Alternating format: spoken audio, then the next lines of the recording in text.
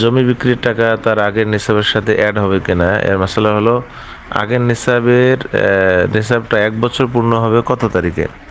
Suppose আগের নিসাব 10 রমজানে তার 1 বছর পূর্ণ হয়, প্রতি বছরে 10 রমজানে সে জাকাত দেয়।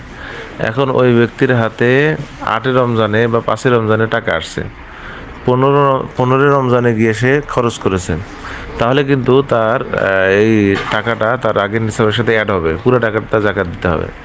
আর যদি এমন হয় যে 5 তারিখে সে পেয়েছে, কিন্তু 10 তারিখে যে জাকাত দেয় নির্দিষ্ট তারিখে এর আগে খরচ করে ফেলেছে, তাহলে আর ওই টাকার উপর কোনো জাকাত নেই। কেন জানো, ওই নিসাবের 1 বছর পূর্ণ হওয়ার আগে যেহেতু টাকাটা খরচ করেছে, অর্থাৎ ওই মূল নিসাব তার যে মূল 10 তারিখে জাকাত দেয়, এর আগে যেহেতু খরচ করেছে বিধায় এটার উপর জাকাত আসবে না। তবে হ্যাঁ, 10 তারিখের মধ্যে যে কয় লাখ টাকা থাকে, 1-1.5 লাখ টাকা থাকে, এটা কিন্তু অ্যাড হবে।